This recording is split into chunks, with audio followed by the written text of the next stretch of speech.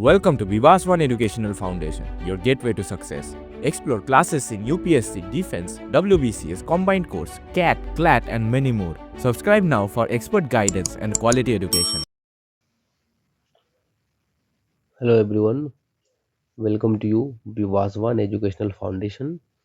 आप सभी का स्वागत है विवासवान एजुकेशनल फाउंडेशन के इस यूट्यूब चैनल पे। तो आज हम बायोलॉजी का एक बहुत ही इम्पोर्टेंट टॉपिक देखने जा रहे हैं जिसका नाम है टिश्यू। और हम टिश्यू को दोनों में देखेंगे, एनिमल टिश्यू को भी मैं दिखाऊंगा आपको, और हम डिस्कस करेंगे अबाउट दी प्लांट टिश्यूज। सो मैंने क्या किया है, इस चैनल पे हमने बायोलॉजी से और कॉम्पिटिटिव एग्जामिनेशन से रिलेटेड जितने भी कॉन्सेप्ट्स हैं सभी को अपलोड करना स्टार्ट कर दिया है। तो काफ़ी कॉन्सेप्ट्स अपलोड हो चुके हैं, थ्योरी लेक्चर है जिसमें, और उसमें कुछ कॉन्सेप्चुअल प्रीवियस ईयर में पूछे गए क्वेश्चंस भी हैं जिसको मैंने बहुत ही ज़्यादा डिटेल में डिस्कस किया है। तो मैं आपको रिकमेंड करूँगा कि आप सभी एक बार उस वीडियो को भी ज़रूर चेक कर लीजिए प्लेलिस्ट को फॉलो करके। तो चलिए स्टार्ट करते हैं। टिश्यू टिश्यू क्या होता है, मैंने आप सभी को बताया था कि single cell cell are combine to form tissue. बहुत सारे सेल एक साथ कंबाइन करके क्या बनाते हैं, टिश्यू बनाते हैं। अब क्या बोला गया यहाँ पर देखिए, tissue is a group of cell. बहुत सारे ग्रुप ऑफ सेल जिनके सिमिलर फंक्शन है और स्ट्रक्चर है, उसके स्ट्रक्चर और फंक्शन क्या है, सिमिलर है। ऐसे ग्रुप ऑफ सेल को हम क्या कहते हैं, tissue. In plant and animal group of cell are called tissue carry out specific function. और ग्रुप ऑफ सेल को प्लांट हो या एनिमल हो हम क्या कहते हैं, टिश्यू कहते हैं। और वो बहुत सारे फंक्शंस को कैरी आउट करते हैं। किन फंक्शंस को वो करते हैं अब हम लोग उन पर भी चर्चा करेंगे। Example, in human being the cell of the muscular tissue contract and relax and help in movement. Muscular tissue क्या करते हैं हमारे बॉडी में, they contract, sometimes they relax, and as well as they helps in our body movement. In case of plant cell, the vascular tissue conduct water. If we are talking about the vascular tissue, the famous vascular tissues are xylem, which helps in conducting water from root to stem, and the and the phloem, which help in transporting the food material from the leafy part to the growing part of the plant body. सो हमने दो tissue के बारे में देखा। अब मैं यहाँ पर मसल टिश्यू का स्ट्रक्चर दे रखा है और जाइलम एंड फ्लोएम जिसके बारे में मैंने बातें करी उनका भी स्ट्रक्चर दे रखा है। चलिए आगे लेक्चर में आगे बढ़ते हैं। Difference between plant and animal tissue, क्या डिफरेंसेस है वो देखेंगे। Plant tissue do not move from place to place. Plant जो है वो एक प्लेस से दूसरे प्लेस में मूव नहीं कर पाते हैं।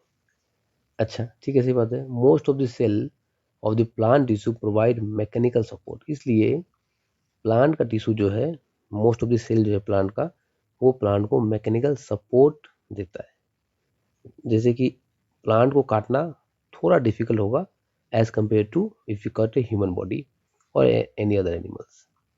So most of the tissue consist of dead cell because they provide mechanical support. So most of the tissue of plant, most of the cell of plant tissue are dead.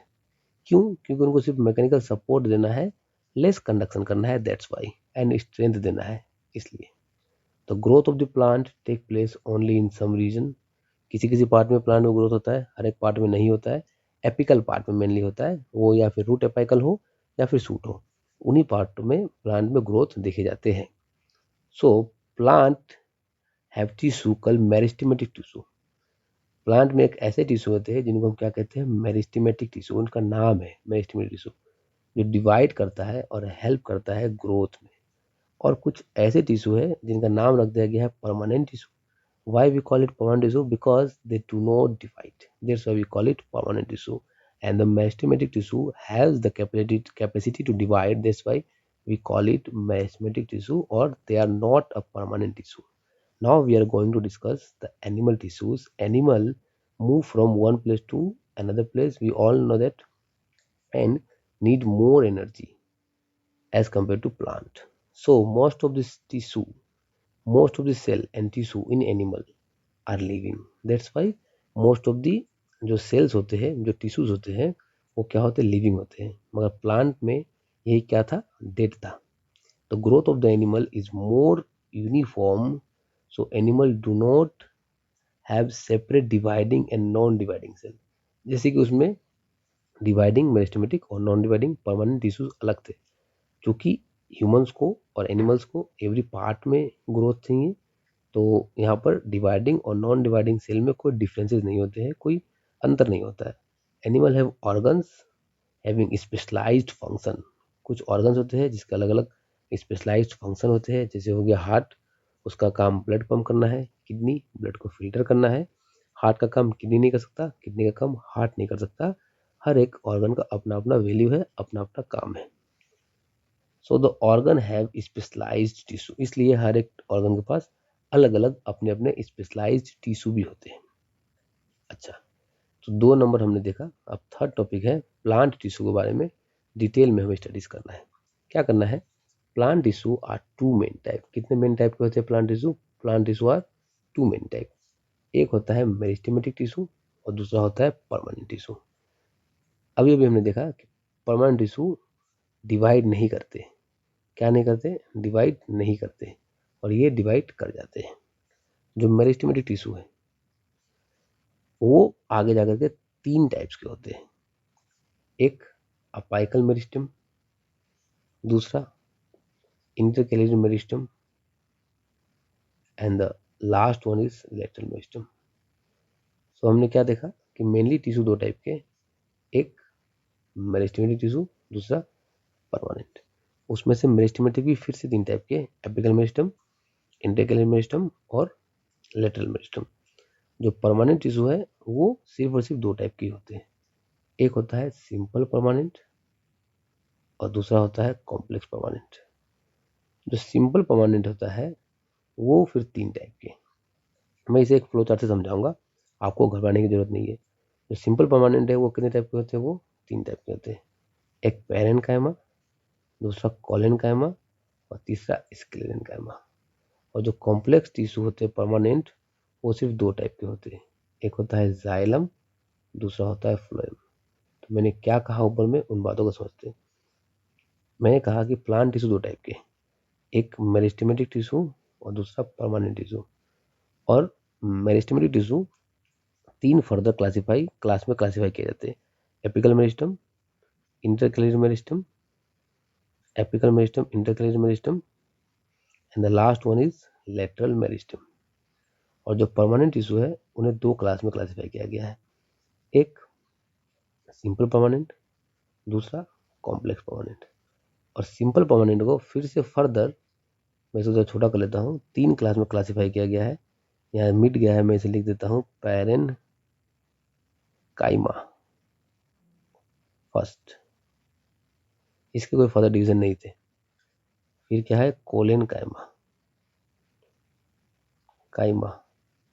Second, and the last one is sclerenchyma.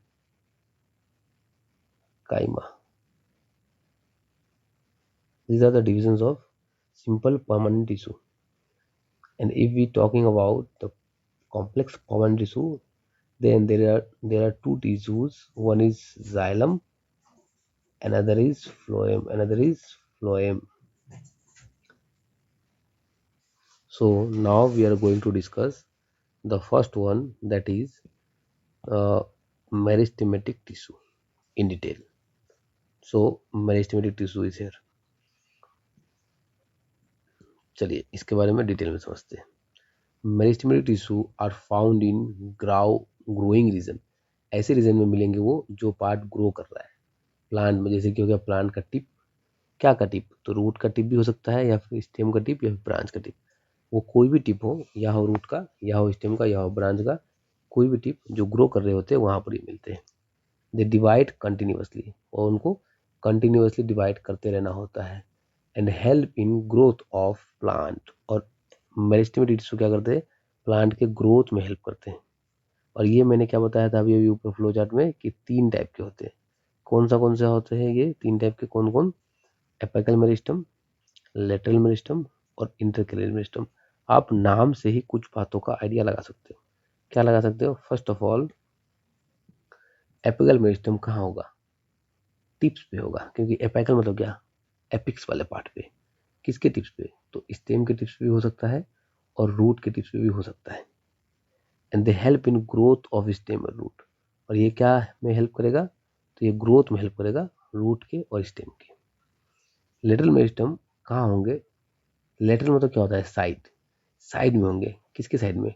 तो stem के side में और root के side में। और इनका काम क्या होगा? देखिए, अगर कोई एपिक्स पे है, अगर कोई एपेक्स पे ऊपर है तो ये लेंथ में बड़ा करेगा। अगर कोई साइड में लेटरल है और अगर ये इधर बड़ा हो जाए तो क्या होगा? तो मैं कहूँगा कि प्लांट मोटा हो रहा है, चौड़ा हो रहा है, गर्थ में इंक्रीज कर रहा है। तो ये क्या करते हैं? देखिए, to help in increase to help to the increase the girth of stem और रूट। तो रूट को और स्टेम को मोटा बनाता है। इंटरकैलियर मेरिस्टम क्या होता है? दो इंटरकैलियर मतलब क्या? दो चीजों के बीच, present at the base of the leaf and internode. ये प्लांट जहां से एक ब्रांच निकला इसे कहते हैं नोड। यहाँ से एक ब्रांच निकला इसे भी कहते हैं नोड। इसे भी क्या कहते हैं? नोड। और दो नोड के बीच के डिस्टेंस को कहते हैं इंटरनोड। ठीक है। और help in growth of those part. और इंटरनोड वगैरह को ये ग्रोथ करवाता है। तो हमने क्या देख लिया?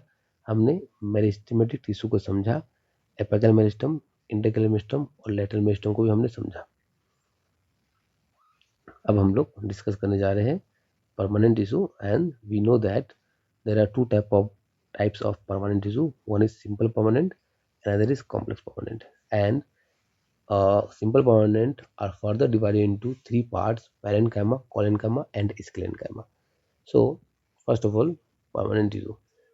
Permanent tissue are formed from meristematic tissue. ये भी meristematic tissue से ही बनते हैं। Do not divide नहीं करते हैं, क्योंकि इसको permanent shape and size चाहिए। They differentiate into different type of permanent tissue. कैसे कहते हैं permanent tissue? Mainly two type के, simple permanent and complex permanent. तो मेनली कितने टाइप के होते हैं? मेनली दो टाइप के टिश्यूज बनाते हैं, एक सिंपल परमानेंट, दूसरा कॉम्प्लेक्स परमानेंट। जो सिंपल परमानेंट टिश्यू है वो बना होता है वन टाइप ऑफ सेल का, क्योंकि सिंपल है इसलिए। और थ्री इसके एग्जाम्पल है, एक है पैरेन्काइमा, दूसरा है collenchyma and the last one is sclerenchyma. जो पैरेन्काइमा है consist of loosely packed cell. उसके सेल मतलब मान लीजिए टिश्यू क्या होता है, बहुत सारे सेल के मिलकर बनते हैं ना। तो ये एक सेल है और ये एक सेल है, तो ये लूजली पैक्ड होगा, बहुत ज़्यादा करीब नहीं होगा।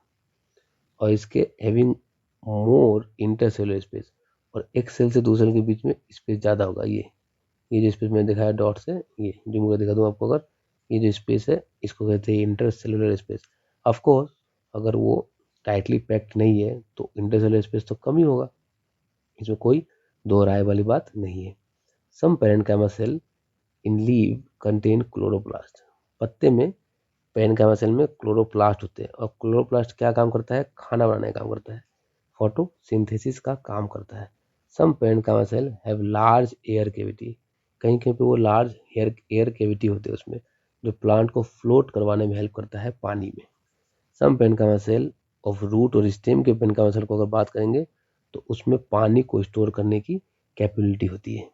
तो पैरेन्काइमा सेल का काम खाना बनाना भी हो सकता है, वहाँ प्लांट को हल्का बना के वाटर में फ्लोट करवाना भी हो सकता है, और storage of food and water in stem root में भी हो सकता है। तो ये हमने पैरेन्काइमा सेल के कुछ प्रॉपर्टीज को समझा। अब हम लोग चले आते हैं कोलेनकाइमा सेल में। क्या बोला गया है? Collenchyma cell consist of elongated cell having less intercellular space.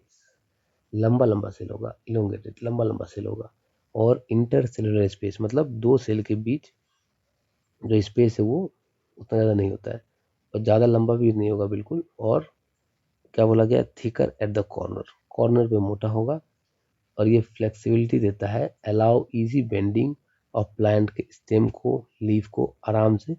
Flexibility जो मिलती है वो कोलेनकाइमा की वजह से ही मिलती है, और फ्लेक्सिबिलिटी के साथ ये मैकेनिकल सपोर्ट भी देने का काम करता है। किसको? प्लांट को। Sclerenchyma consist of long narrow dead thick wall cell, लंबा लंबा होगा, पतला होगा और मरा हुआ होगा और थिक वॉल सेल होगा, जिसमें लिग्निफाइड है केमिकल सब्सटेंस है which act as a cement and harden. बस ये सिंपल स्ट्रेंथ देने का काम होता है प्लांट को। तो हमने पेरेन्काइमा देखा, कोलेन्काइमा देखा और स्क्लेरेन्काइमा देखा, मतलब हमने सिंपल टिश्यूज को देख लिया, ये उसके कुछ स्ट्रक्चर्स हैं। ठीक है, ये था स्ट्रक्चर।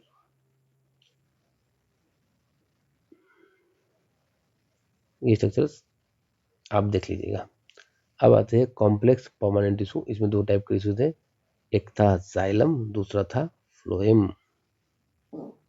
तो हम कॉम्प्लेक्स परमानेंट टिश्यू पे आ चुके हैं, जाइलम। तो बचपन से हमने पढ़ रखा है कि जाइलम का मेन काम क्या है।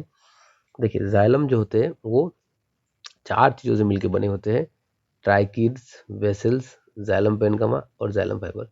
इतने डिटेल में आपको नहीं चाहिए। अगर आपने फिर भी याद रखा है ट्रैकिड्स, वेसल्स, जाइलम पेरेन्काइमा और जाइलम फाइबर को, तो कोई दिक्कत वाली बात नहीं है। ट्राइकिड्स एंड वेसल्स जो है वो हेल्प करते हैं वाटर के और मिनरल के ट्रांसपोर्ट में। वाटर मिनरल कहाँ एब्जॉर्ब होगा? रूट में। तो रूट से लेकर के वो कहाँ तक ट्रांसपोर्ट करेंगे? All part. ऑल पार्ट बोले तो लीफ में ट्रांसपोर्ट करेंगे, जहाँ पर खाना बन रहा होता है, और पानी बाकी पार्ट्स को भी देंगे।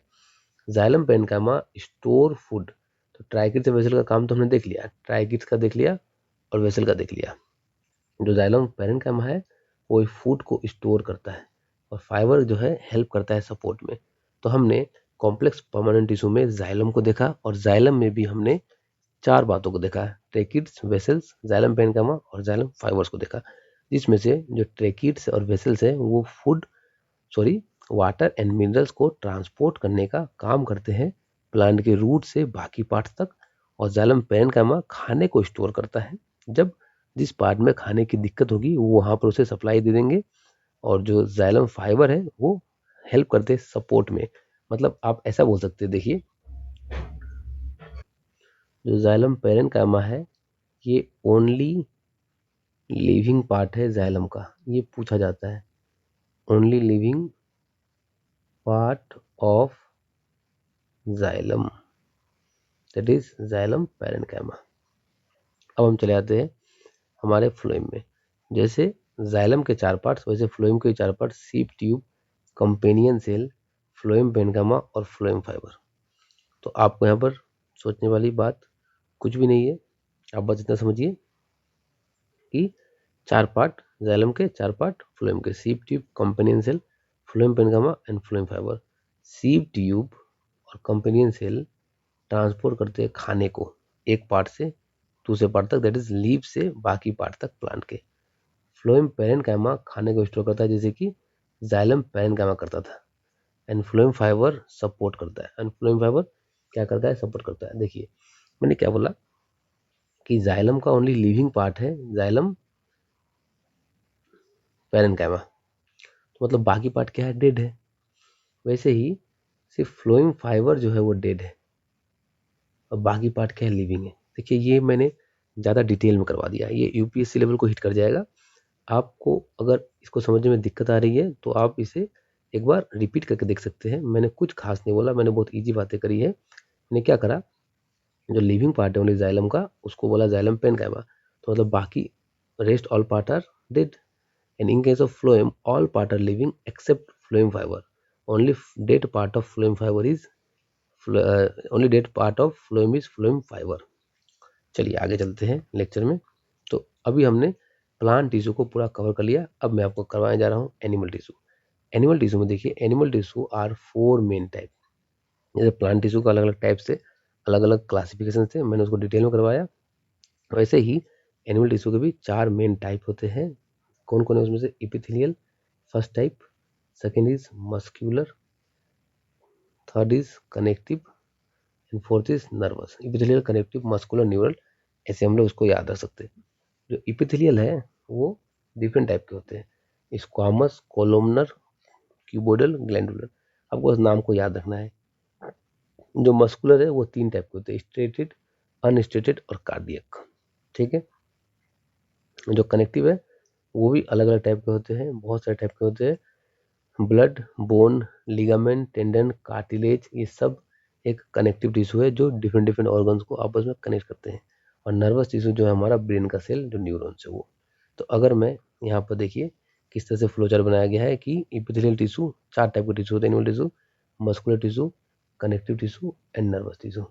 इसमें से जो एपिथेलियल टिश्यू है उसके 4 type, squamous, cuboidal, columnar, cuboidal and glandular. Muscular के 3, स्टेटेड, अनस्टेटेड और कार्डियक। और कनेक्टिव के काफ़ी, blood, bone, ligament, tendons, cartilage, areolar, adipose. तो दीज आर द टिश्यू, ये सब टिश्यू है। और नर्वस सिस्टम में तो इसका एक सेल होता है जिसका नाम है neuron.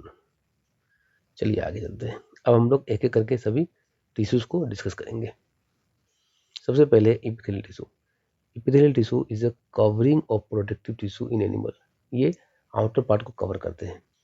It forms the covering of skin, skin को कवर करेगा, ऑर्गन्स को कवर करेगा, ब्लड वेसल के इनर लाइन को कवर करेगा। मान लीजिए ये ब्लड वेसल है, तो ब्लड वेसल के इनर लाइनिंग में ऐसे करके प्रेजेंट होगा।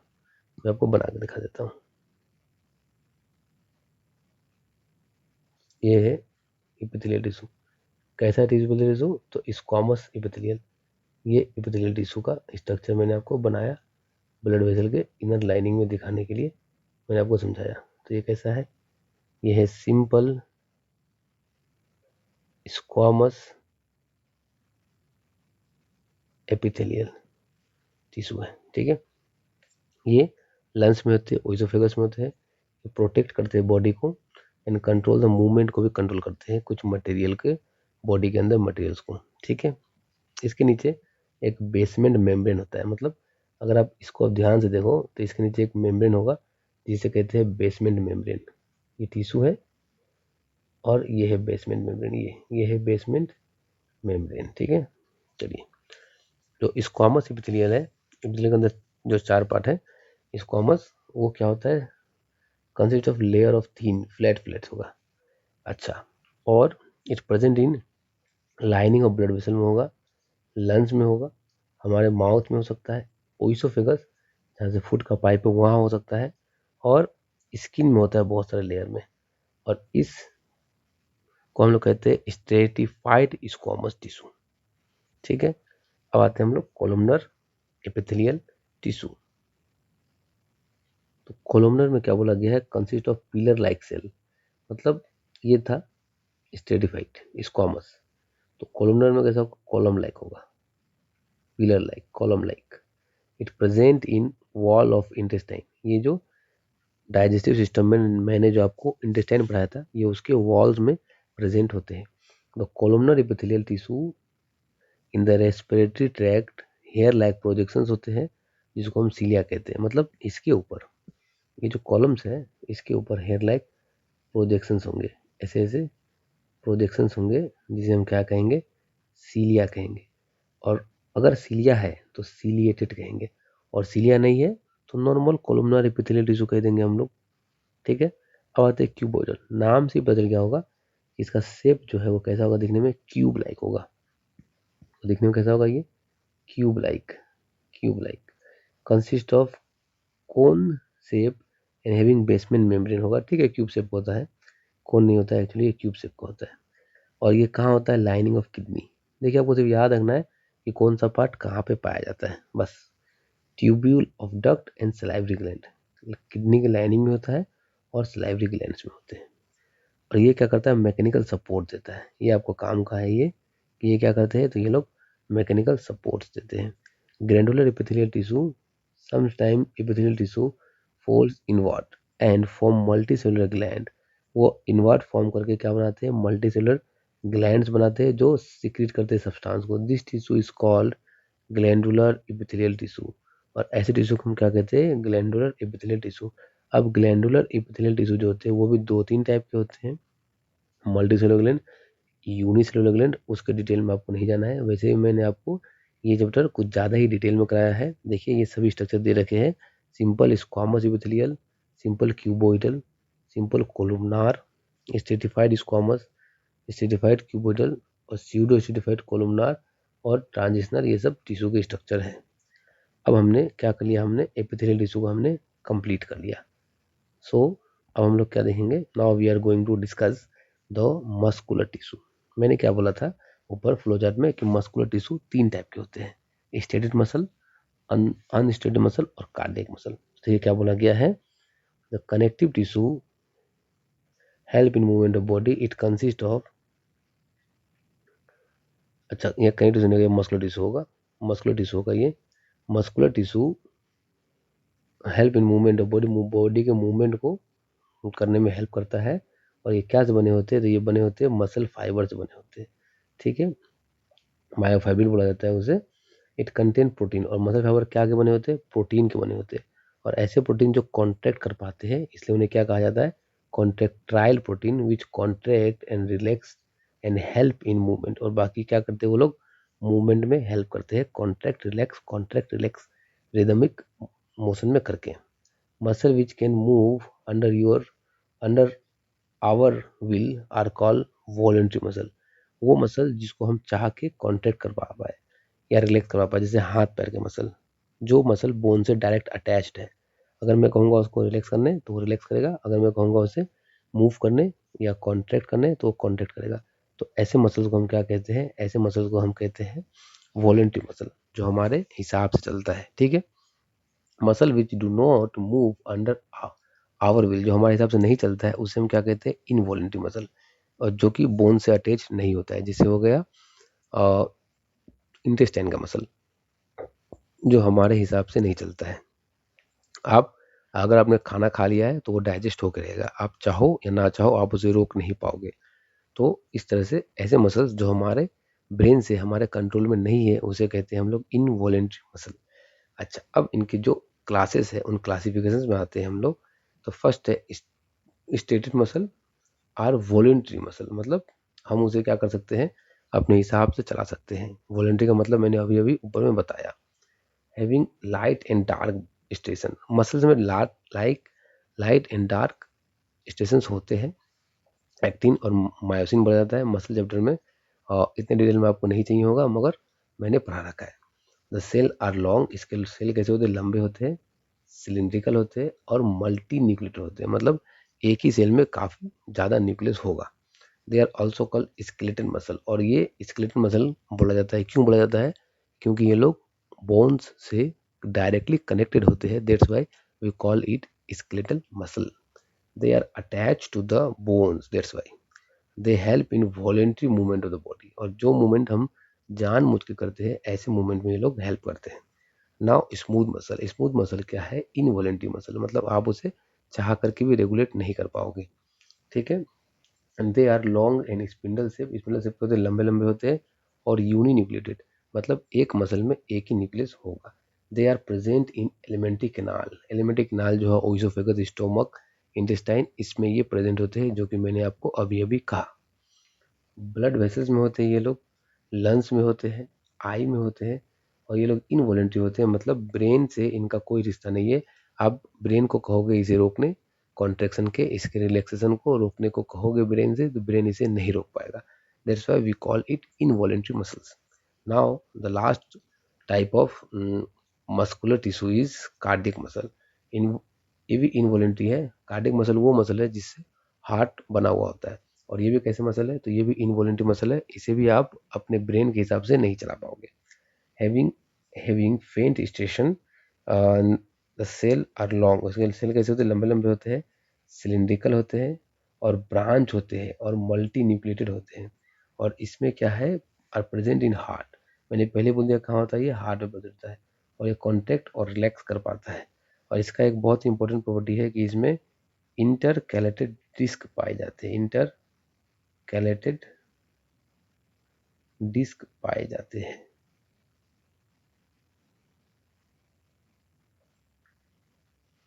चलिए, तो हमने मस्कुलर टिश्यू पढ़ लिया, अब हमारा है कनेक्टिव टिश्यू, उसमें देखते हैं क्या बोला जा रहा है।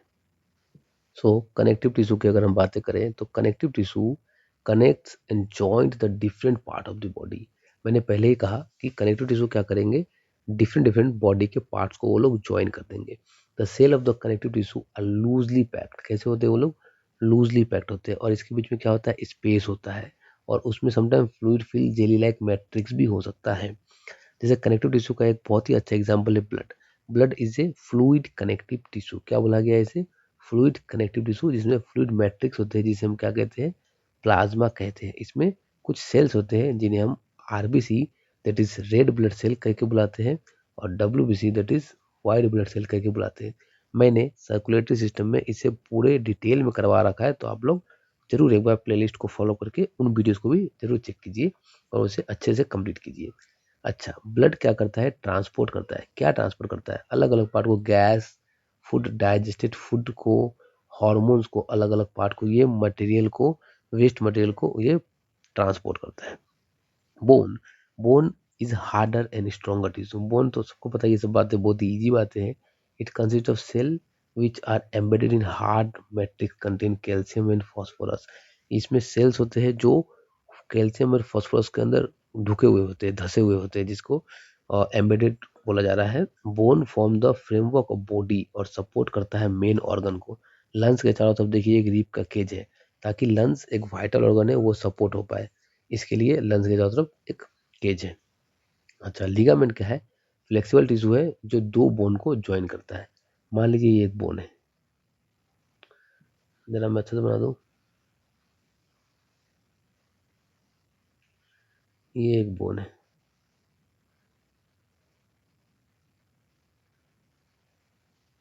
यहाँ पर एक दूसरा बोन।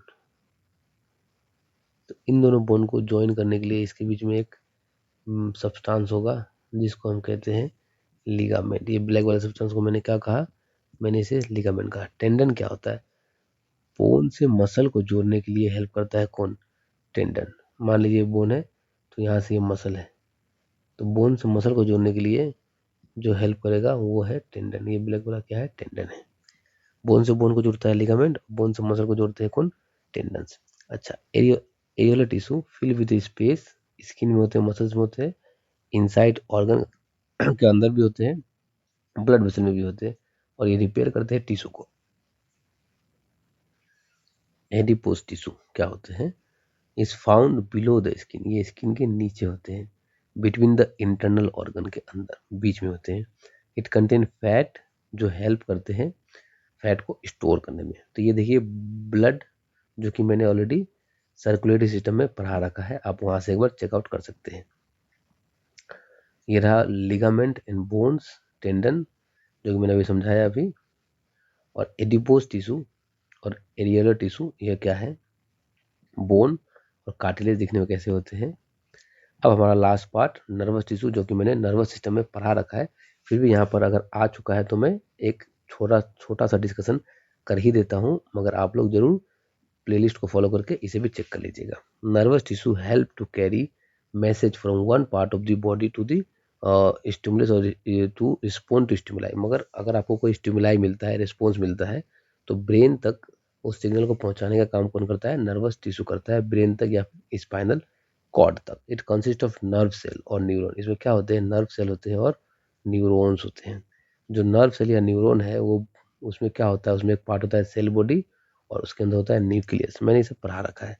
साइटोप्लाज्म होता है और हेयर लाइक स्ट्रक्चर होती है जिसे कहते हैं डेंड्राइट्स, एंड लॉन्ग पार्ट होते हैं जिसे कहते हैं एक्सोन। क्या क्या पार्ट है, cell body, nucleus, third is cytoplasm, dendrite, axon, fifth होगा axon, and having nerve ending, nerve ending बोल सकते हैं उसको हम लोग, एक्सोन टर्मिनल।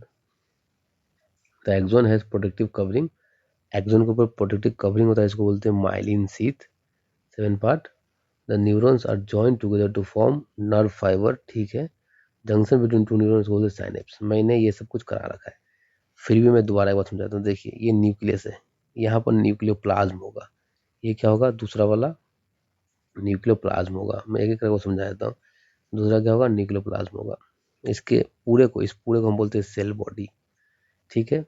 अच्छा, ये जो छोटा दिख रहा है फाइबर लाइक, ये है डेंड्राइट्स। ये क्या है, डेंड्राइट्स। अब ये इस पूरे को हम लोग कहते हैं एक्सोन। और देखिए एक्सोन को कवर कर रखा है इसने, किसने, माइलिन शीथ ने, माइलिन शीथ ने। और दो माइलिन शीथ के बीच में जो गैप दिख रहा है आपको, ये जो दो माइलिन शीथ के बीच में जो गैप है, इसको कहते हैं नोड ऑफ रनवियर। ये देखिए यहाँ दिखाया गया है, नोड ऑफ रनवियर।